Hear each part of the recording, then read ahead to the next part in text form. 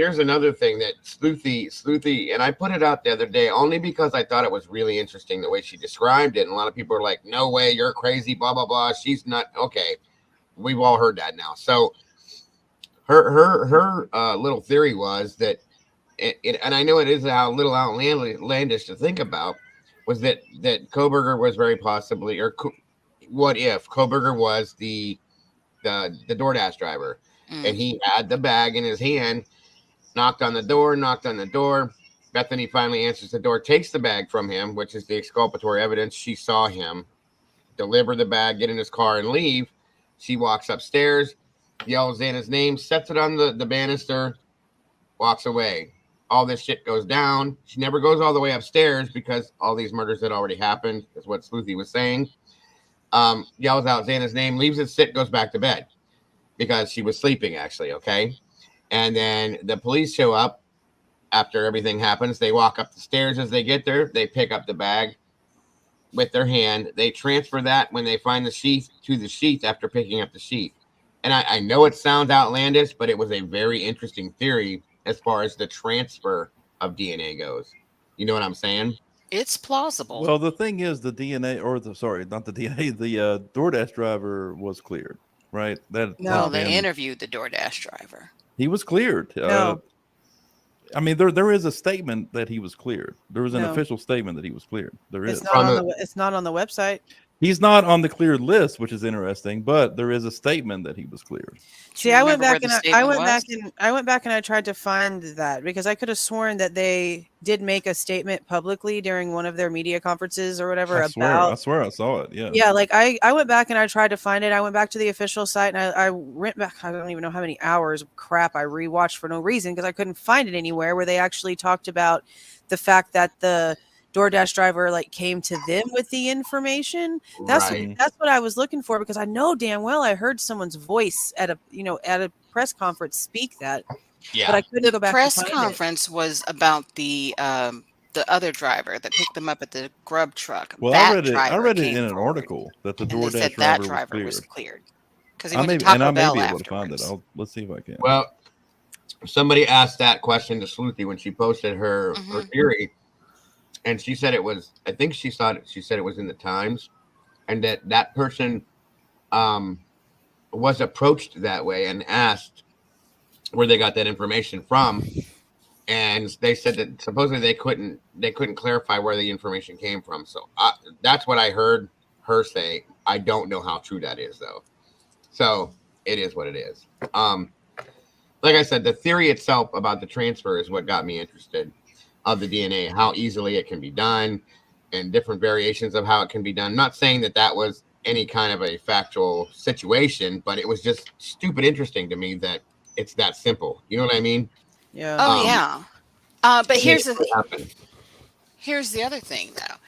If he were the DoorDash driver and they knew that, and everything that their strongest evidence is supposed to be in the PC, supposed to be in the PCA or whatever.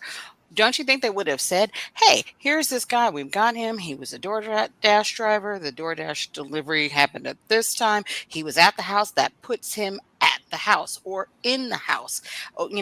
Somebody opening the door for, the DoorDash driver for him. Right. All right. So wouldn't they have said that? Real quick, the New York Times are the ones who posted and said that the DoorDash driver was eliminated as a suspect. Authorities noted that law enforcement interviewed an unidentified DoorDash delivery driver who shed light on the timeline and was eliminated as a suspect. Oh, okay. It was and the then Times, that was the New York Post, not the New York Times. Or the Post. New York Post. Sorry. Yeah. And then USA Today said that had an article saying that Kohberger was not employed with DoorDash, and DoorDash. Yeah, I remember that. Said that. Yeah, that was. Now, to be fair, according to that second piece there, it's possible, and we speculated on this before. It's possible that Bryan Kohberger pretended to be a DoorDash driver, but it wasn't actually officially delivering food for DoorDash, right? He just faked it that was his access point. But I don't think that's true either, right? You would have had to have known they were going to make an order. Not necessarily. Like if a DoorDash driver shows up to your house, are you going to open the door? Like accidentally, like, oh, I got You might the just be wrong like, oh, you made a address. mistake, and that's his access point, right? Yo, that's a good freaking point, bro. I never even That actually is thought good. about it that way because all it says is that she received the DoorDash order, and we've always questioned the ordering part. But yeah, if somebody can fucking fake it, yeah, you're right, bro. I mean, I don't think that's what happened, but that is but that's still a possibility considering that they are claiming that time point in the PCA as something important. Yeah. But Jack in they- the Box was near But his I house. wouldn't eat any food that somebody just brought to me. I mean, seriously, I'd be like, Well, no, that's that's exactly fine. what DoorDash does, though. But honestly, Yeah, I mean, we you don't know have who any ordered it. verification, but we don't have any verification at all whatsoever that Jack in the Box bag that's been floating around from a media source, not the cops, has anything to do with that DoorDash order. Or that So we night. don't- Dude, Yeah, you're so we don't drunk really and free know. food shows up to your house. You're like, oh fuck, all right. You know?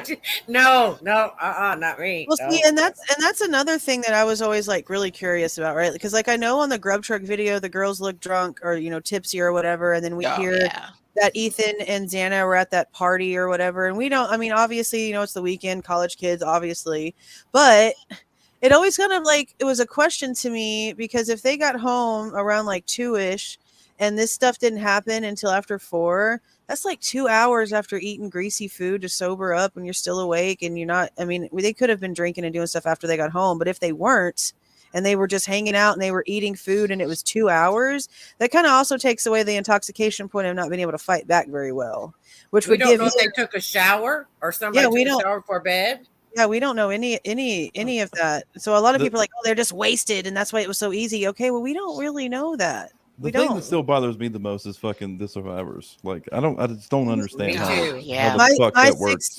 My 16-year-old to this day fully believes they have something to do with something. I think I just explained the whole thing to my wife downstairs earlier tonight because I was excited about. I was invigorated by this document. I was like, holy shit, I gotta talk to somebody about this. and my wife doesn't follow the shit at all. Right. And I was telling her about it, and she's like, and I was giving the details, and I was talking about how there's 2 survivors, and Dylan saw a guy with a mask, saw him leave the resident, all this. I gave her the timeline and everything, and she's like, yeah, it sounds like they had something to do with it. Like that was her first fucking response. Yeah. She's been following this case from the beginning, and every little new thing that comes out that she hears me talk about, she's like, nah, the roommates, bro.